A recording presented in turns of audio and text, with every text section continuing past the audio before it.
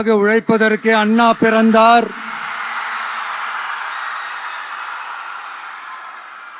பொது நலத்தில் தானே நாள் முழுக்க கண்ணா இருந்தார் அப்படின்ட்டு எம்ஜிஆர் அவர்கள் ஒரு பாட்டு ஒன்று பாடியிருக்கிறாங்க, கேட்டிருப்பீங்க. அப்படிப்பட்ட நம்ம காஞ்சி தலைவர் அறிஞர் அண்ணா அவர்கள் பிறந்த மாவட்டம் தான் இந்த காஞ்சிபுரம் மாவட்டம்.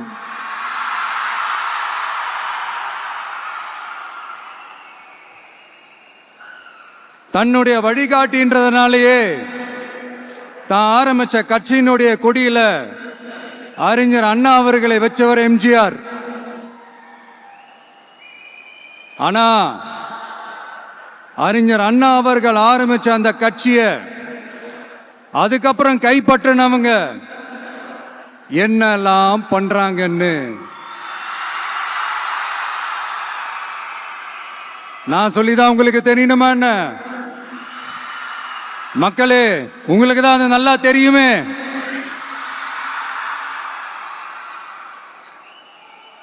தனிப்பட்ட முறையில் எங்களுக்கும் அவங்களுக்கும் எந்த பிரச்சனையும் கிடையாதுங்க. எந்த வாய்க்கா வரப்பு தகராறுலாம் எதுவுமே கிடையாதுங்க. அப்படியே இருந்தாலும் அது நம்ம கண்டுக்கவே போறது இல்லைங்க. தனிப்பட்ட முறையில் அவங்களுக்கு வேணா நம்ம மேல வன்மத்தோட இருக்கலாங்க. ஆனா நாமெல்லாம் அப்படி கிடையவே கிடையாதுங்க. ஆனா உங்களை என்ன நம்ம எல்லாரையும் பொய் சொல்லி நம்ப வச்சு ஓட்டு போட வச்சு ஏமாத்தினாங்கல்ல,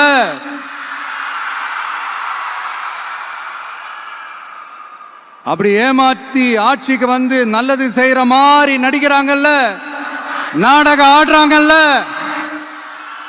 அவங்கள எப்படி நம்ம கேள்வி கேட்காம இருக்க முடியும்? அதனால அவங்கள நம்ம கேள்வி கேட்காம விட போறதே இல்லை.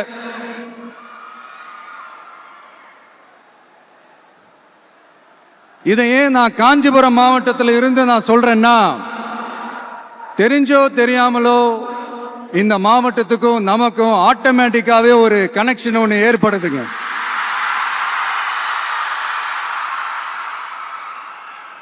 ஏன்னா நம்மளுடைய முதல் கள பயணத்தை தொடங்கினதே பரந்தூர்ல இருந்து தான். பரந்தூருக்கு போய் அந்த மண்ணில் நின்று அந்த மக்களுக்காக கேள்வி கேட்டதும் இதே அண்ணா அவர்கள் பிறந்த காஞ்சிபுரம் மாவட்டம் தான். இன்னைக்கு ஒரு பெரிய மனவேதனைக்கு அப்புறம் இந்த மக்கள் சந்திப்பு நிகழ்ச்சிக்கு வந்திருக்கிறதும் அதே அண்ணா அவர்கள் பிறந்த காஞ்சிபுரம் மாவட்டம் தான்.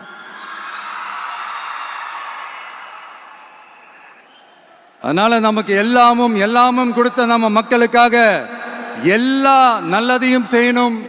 அதுவும் சட்டப்பூர்வமாக செய்யணும், அங்கீகாரத்தோட செய்யணும், அதிகாரப்பூர்வமாக செய்யணும், ஒட்டுமொத்த தமிழ்நாட்டு மக்களுக்கும் செய்யணும், ஒரே மாதிரி செய்யணும், ஒரே எண்ணத்தோட செய்யணும்.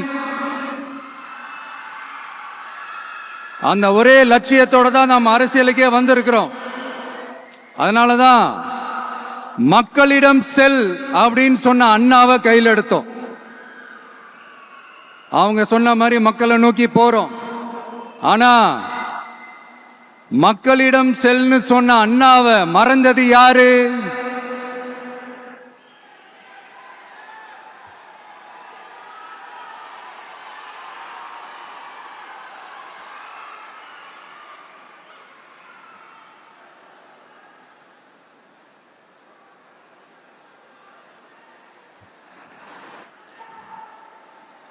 கொள்கையா? அதனப்பா கிலோ என்ன விலை என்னன்னு கேட்கிற அளவுக்கு அப்படி ஒரு கட்சியை ஒன்று நடத்திக்கிட்டு அந்த கட்சியினுடைய தலைவர் தமிழ்நாட்டு முதல்வர் சொல்றாரு, நமக்கு கொள்கை இல்லையா? எப்படி நமக்கு கொள்கை இல்லையா? பிறப்புக்கும் எல்லா உயிருக்கும்னு ஒரு அடிப்படை கோட்பாட்டை நம்ம கட்சியினுடைய ஒரு முக்கிய கோட்பாட்டை அறிவிச்ச நமக்கு கொள்கை இல்லையா? எல்லாருக்கும் எல்லாமும் கிடைக்கணும், சமூக நீதி கிடைக்கணும். அந்த சமூக நீதி உண்மையான சமூக நீதியா இருக்கணும். சாதி வாரி கணக்கெடுப்பு நடத்தணும்னு ரொம்ப ஸ்ட்ராங்கா சொன்ன நமக்கு கொள்கை இல்லையா? CAA அறிவிச்சதுக்கு அப்புறம் அப்ப நம்ம கட்சி ஆரம்பிக்கிறதுக்கு முன்னாடியே எதிர்த்த நமக்கு கொள்கை இல்லையா? வகுப்பு சட்டத்தை எதிர்த்து உச்ச நீதிமன்றத்துக்கு முதல்ல போன நமக்கு கொள்கை இல்லையா? நீட்ட வந்தா ஒழிச்சிருவேன், நீட்ட வந்தா அழிச்சிருவேன், ஆட்சிக்கு வந்தவனே ரத்து செய்யறதே நீட்ட தான், அப்படி இப்படின்னு கதையெல்லாம் விடாம கல்விய மாநில பட்டியல சேர்க்கணும்னு சொன்னதோட மட்டும் இல்லாம அதுக்கு ஒரு இடைக்கால தீர்வை சொன்ன நமக்கு கொள்கை இல்லையா? சமத்துவம் சம வாய்ப்புன்னு ரொம்ப ஸ்ட்ராங்கா சொன்ன நமக்கு கொள்கை இல்லையா? இப்படி கொள்கையை வெறும் பேச்சில மட்டுமே பேசிக்கிட்டு எல்லா கொள்கையும் அண்டர் கிரவுண்ட்ல அடக்கி வச்சுக்கிட்டு என்னமோ இவங்களுக்கு மட்டும்தான் எல்லா கொள்கையும் குத்தகைக்கு எடுத்த மாதிரி. இவங்க கொள்கையே கொள்ளை தானே. எப்படி? இவங்க கொள்கையே கொள்ளை தானே. இதெல்லாம் மக்களுக்கு யாருக்கும் தெரியாதுன்னு நினைச்சிட்டு இருக்கீங்களா?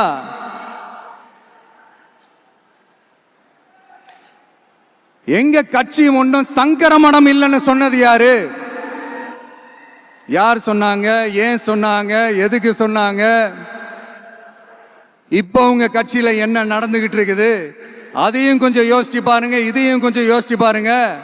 அதனால பாப்பா, பவள விழா பாப்பா, நீ பாசாங்கு காட்டாத பாப்பா. நீ நல்லவர்கள் போல் நடிப்பதை பார்த்து நாடே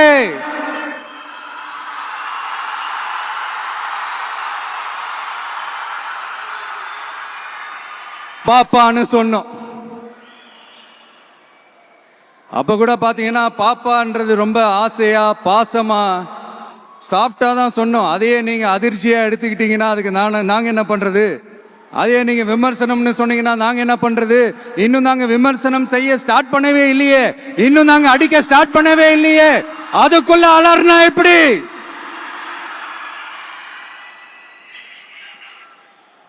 அதனால உங்க அரசவை புலவர்கள் யாராவது இருந்தாங்கன்னா கர்ச்சீஃப் எடுத்து அவங்க கண்ணீரை துடைத்து விடுங்கள். சரி, அது அவங்க பிரச்சனை, அவங்க பார்த்துக்கிட்டோம். நமக்கு எப்பவுமே மக்கள் தாங்க, மக்களுடைய பிரச்சனை பத்தி பேசுறது தான். இன்னைக்கு நம்ம காஞ்சிபுரம் மாவட்டத்துக்கு வந்திருக்கிறோம். இங்க மக்கள் ஃபேஸ் பண்ற அந்த பிரச்சனையை பத்தி நம்ம பேசி ஆகணும்.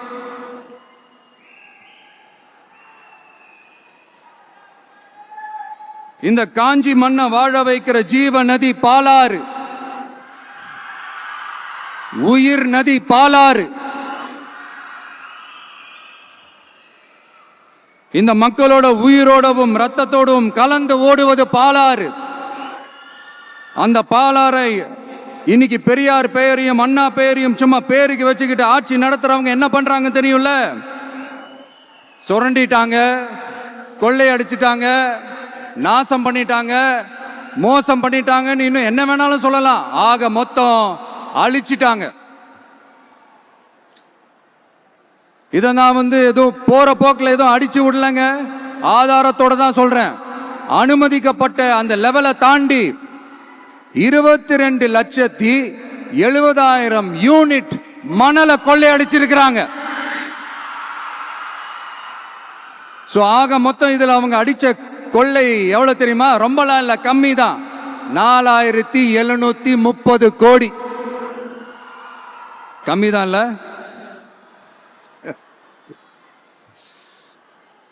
இதுக்கெல்லாம் அவங்க ஆதாரம்லாம் கேட்க முடியாது. ஏன்னா இந்த ஆதாரம்லாம் ஆல்ரெடி கோர்ட்ல இருக்குது, அமலாக்கத்துறை டிபார்ட்மெண்ட்ல இருக்குது.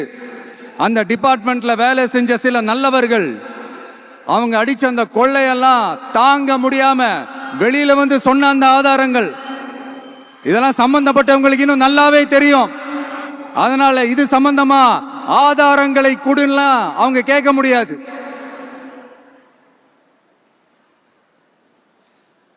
மணலை கொள்ளையடிச்சா நீர்நிலைகள் அழியும், ஏரி குளம் கண்மா எல்லாம் அழியும். இதெல்லாம் அழிஞ்சா விவசாயம் அழியும், விவசாயம் அழிஞ்சு போனா விவசாயிகள் அழிஞ்சிருவாங்க. ஆக மொத்தம் நாம் எல்லாரும் மொத்தமா அழிஞ்சு போக வேண்டியதுதான். இப்படி மேலிருந்து கீழே வரைக்கும் ஒரு கட்சியை சிண்டிகேட் போட்டு கொள்ளையடிக்கிறத கேள்விப்பட்டிருக்கிறீங்களா மக்களே?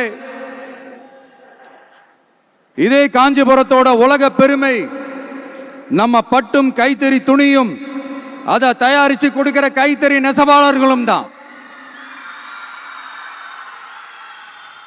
காஞ்சிபுரம் பட்டுன்னு சொன்னா உலகத்துக்கே தெரியும். ஆனா அதை தயாரிச்சு கொடுக்கிற நெசவாளர்கள் நிலை என்ன தெரியுமா? வறுமை, துன்பம், கந்துவட்டி கொடுமை. பட்டு கைத்தறிக்கு கூட்டுறவு சங்கங்கள் இருக்கு, பருத்தி கைத்தறிக்கும் கூட்டுறவு சங்கங்கள் இருக்கு. சுமார் 40,000 பேர் அதில் உறுப்பினர்களா இருக்கிறாங்க. அது போக சாய தொழில், தறிப்பட்டறை தொழில் இதை நம்பி 40,000 குடும்பங்கள் இருக்கு. ஆனா அவங்களோட ஒரு நாள் கூலி எவ்வளவு தெரியுமா? வெறும் 500 ரூபா தான். அதை கொஞ்சம் அதிகப்படுத்தி கொடுங்கன்னு போராடி போராடி பார்த்து ஒன்றும் நடக்கல. இதோட அவங்க கஷ்டம் முடிஞ்சுதா? வடகிழக்கு பருவமழை அந்த 500 ரூபா கூலிக்கு வேட்டு வச்சிடுச்சு.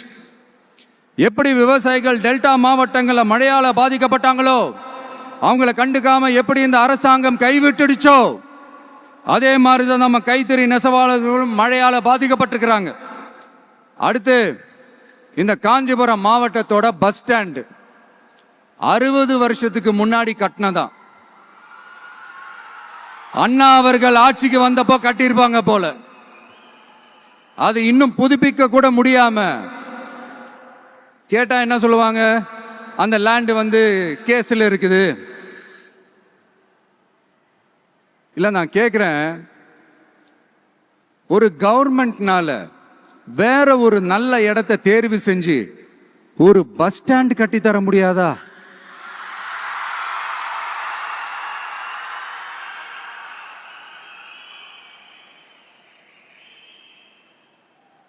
பிரச்சனை என்ன தெரியுமாங்க? அவங்களுக்கு மக்களை பத்தி யோசிக்கிறதுக்கே நேரம் இல்லை. அதுதான் பிரச்சனை.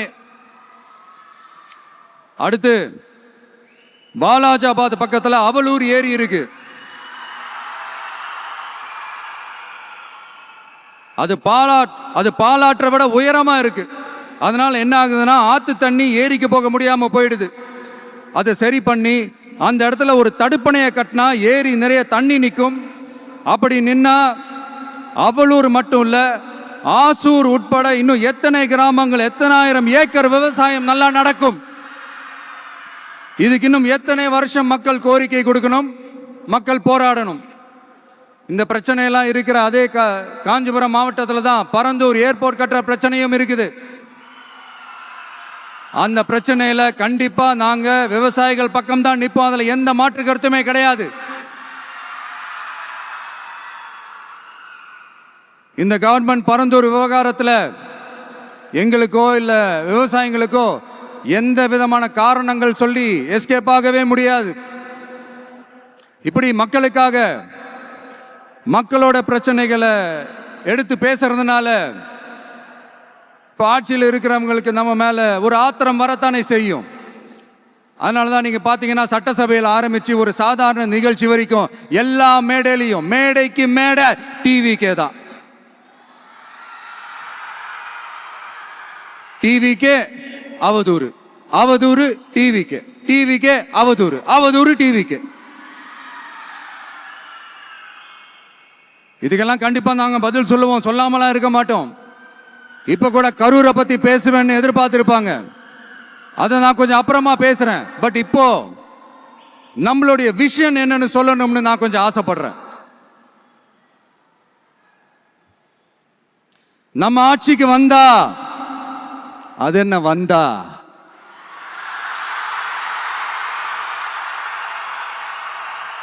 வருவோம்.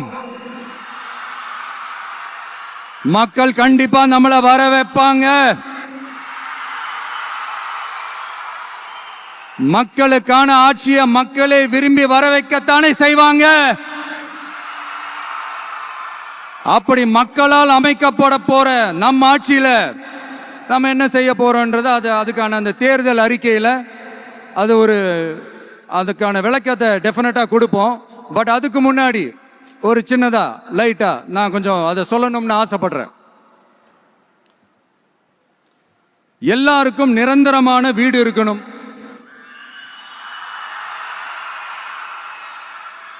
ஒவ்வொரு வீட்டுக்கும் ஒரு மோட்டார் சைக்கிள் வாகனம் உறுதியா இருக்கணும். காரும் தான் லட்சியம். அதுக்கான வசதி வாய்ப்பை உருவாக்குற அளவுக்கு பொருளாதார வளர்ச்சிக்கு வழியை உண்டாக்கணும். ஒவ்வொரு வீட்டில் இருக்கிற ஒவ்வொருத்தரும் மினிமம் டிகிரி படிச்சிருக்கணும்.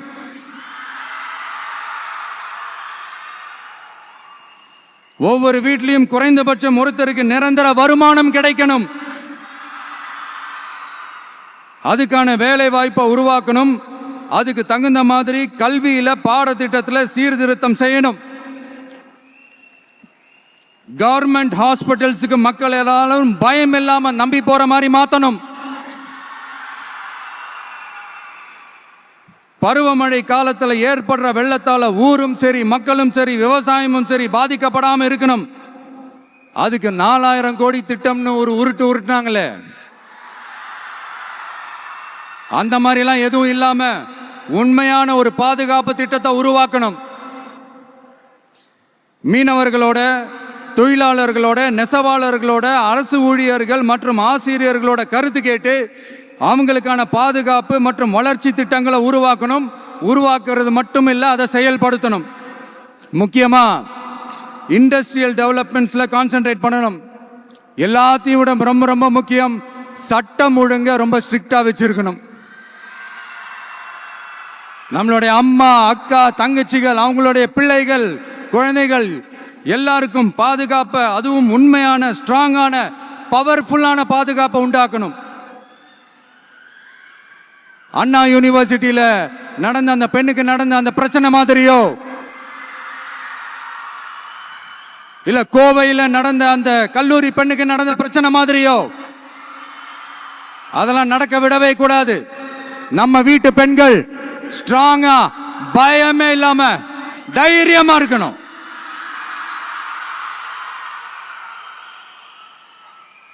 இதை எப்படி செயல்படுத்த போறோன்றது முன்னாடி சொன்ன மாதிரி நம்மளுடைய தேர்தல் அறிக்கையில் அதுக்கான விளக்கத்தை ரொம்ப டீட்டெயில்டாக கொடுப்போம். நான் சும்மா மற்றவங்க மாதிரி அவங்கள மாதிரி எல்லாத்தையும் அடிச்சு விட்டுட்டு ஏமாத்துற வேலையெல்லாம் இங்கே கிடையாது நம்ம கிட்ட.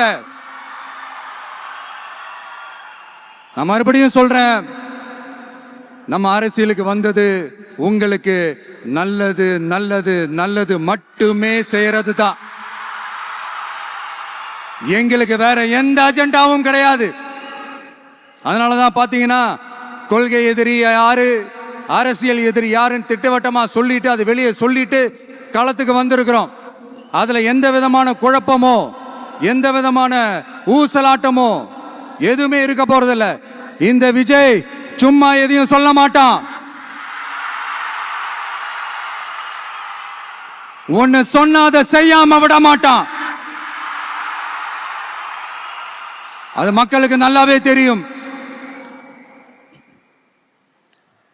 அப்புறம் ஒரு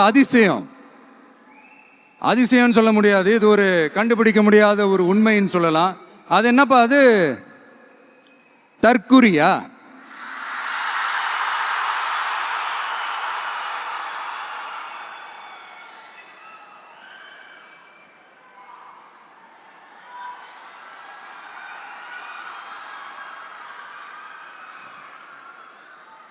நம்ம டிவிகேக்கு சப்போர்ட் பண்ற கோடிக்கணக்கான லட்சக்கணக்கான மக்கள், நம்மளுடைய நண்பிகள், நம்மளுடைய ஜென்சி கிட்ஸ் எல்லாரையும் தற்குறிகள்னு சொல்லி வாங்கி கட்டிக்கிட்டு இப்போ அவங்களாம் தற்குறி எல்லாம் கிடையாது, அப்படிலாம் அவங்கள கூப்பிடாதீங்க, அவங்க சங்கிகள்லாம் கிடையாது, அப்படிலாம் அவங்கள கூப்பிடாதீங்கன்னு சொல்லி ஒரு குரல். யாருடா அந்த குரல் அப்படின்னு பார்த்தா, இப்ப ரீசெண்டா அறிவு திருவிழான்னு ஒண்ணு நடத்தினாங்கல்ல, சாரி அவதூறு திருவிழா. அதுல அவங்க தலைமையே குழப்புற மாதிரி, அறிவு கண்ணை திறந்து வைக்கிற மாதிரி ஒருத்தர் பேசியிருக்கிறார். அவர் யாருன்னா அது அவங்களோட எம்எல்ஏவே. அந்த எம்எல்ஏ யாருன்னா நம்மளுடைய கொள்கை தலைவர்கள் ஒருத்தரான மக்கள் சேவகர் அஞ்சலை அம்மாளோட சொந்தக்காரர். என்னடா இது இப்படி ஆகி போச்சு? டிவிகேக்கு சப்போர்ட் பண்ற மாதிரி நம்ம கட்சியிலேருந்தே ஒரு குரல் வருதுன்னு சொல்லி தலைமையில் ஃபுல்லா கன்ஃபியூஷன். அந்த கன்ஃபியூஷன் இதோட நிக்காது. அந்த ஆதரவு குரல் ஒரு வீடு விடாம, ஒரு இடம் விடாம, எல்லா இடத்துலயும், எல்லா வீட்லயும் இன்னும் பலமா எதிரொலிக்குதான் இல்லையான்னு பாருங்க. சும்மா பிளாஸ்ட் தான்.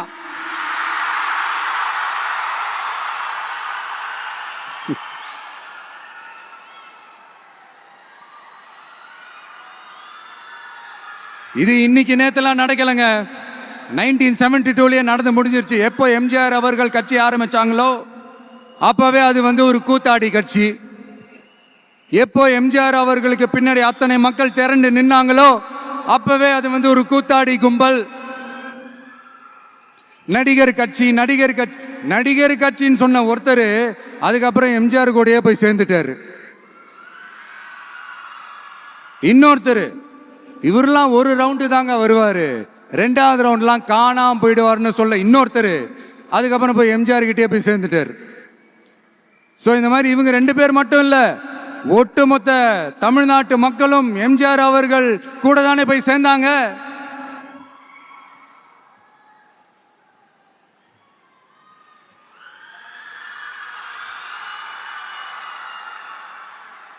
அதனால இது வரலாறு. இந்த வரலாறு நம்மளை விட அவங்களுக்கு இன்னும் நல்லாவே தெரியும். அதனால தான் பார்த்தீங்கன்னா 53 வருஷமா அதே கதறல்கள். கூத்தாடி கூட்டம், நடிகர் கட்சி, நடிகர் கூட்டம், இப்படி. மர்மயோகின்ற ஒரு படத்துல அவருடைய கேரக்டர் பேர் கரிகாலன். அதுல ஒரு சூப்பர் டயலாக் ஒன்று சொல்லியிருப்பாரு. குறி வைத்தால் தவற மாட்டேன், தவறுமானால் குறியே வைக்க மாட்டேன்.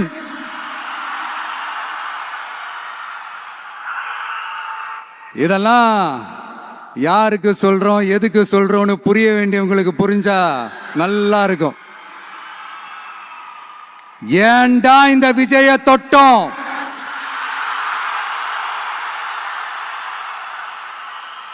ஏண்டா விஜய் கூட இருக்கிற அந்த மக்களை தொட்டோம்? நினைச்சு ஃபீல் பண்ண போறீங்க.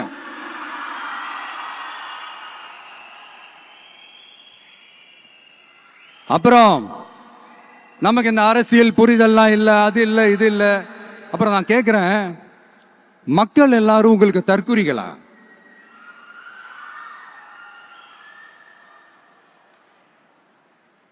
அதே மக்களோட ஓட்டு வாங்க போற நாம தற்குறிகள்னா அப்ப இவ்வளவு நாள் அதே மக்கள் கிட்ட தானே நீங்க ஓட்டு வாங்கிட்டு இருந்தீங்க. அப்ப நீங்க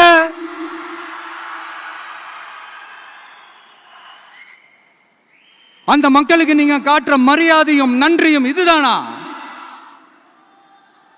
ஒண்ணு மட்டும் சொல்றேன், எழுதி வச்சுக்கோங்க. இந்த தற்குறின்னு சொல்றீங்கல்ல, இந்த தற்குறிகள்லாம் ஒன்னா சேர்ந்துதான் வாழ்நாள் பூரா விடையை கண்டுபிடிக்காத முடியாத அளவுக்கு உங்க அரசியலே ஒரு கேள்விக்குறியாக்க போறாங்க.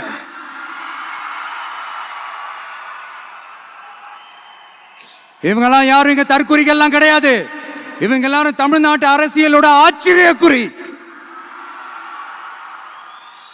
இவங்க எல்லாரும் தமிழ்நாட்டு அரசியலோட அந்த மாற்றத்திற்கான அறிகுறி. சும்மா லாஜிக்கே இல்லாம தற்குறி இன்னைக்கு.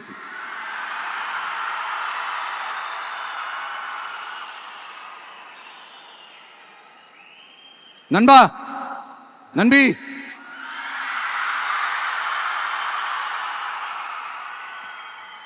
எல்லா மேடையிலும் ரிப்பீட்டடா ஒரு விஷயம் நான் சொல்லுவேன்ல, இப்ப நீங்க சொல்லுங்க. ஒண்ணு, இன்னொன்னு, ரிப்பீட். ஒண்ணு. இன்னொன்னு, இந்த போட்டி எப்படி இருக்க போகுதுன்னா, மக்களோட மக்களா நிக்கிற நமக்காக மக்களே டிசைட் பண்ணி போறாங்க. My dear sir, my dear uncle,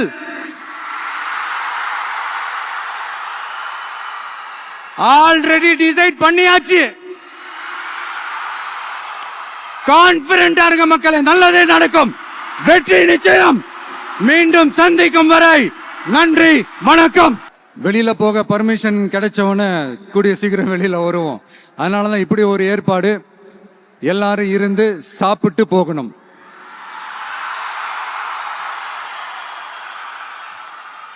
நன்றி, வணக்கம். சொல்ல மறந்துட்டேன், என் நெஞ்சில் குடியிருக்கும்